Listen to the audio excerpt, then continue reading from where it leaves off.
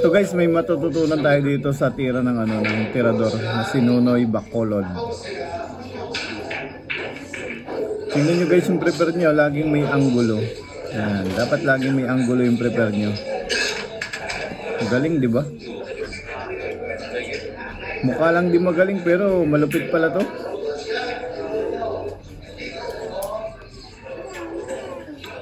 Tingnan nyo guys. Tingnan yung prepare niya, oh. Tingnan yung galing. Sure ball, halos di makatira si guys, si Pangag dito, halos di makatira. Malupit yung nakalaban ni Pangag. Magaling pala to si Nunoy Bacolod. Grabe, umatras pa, oh.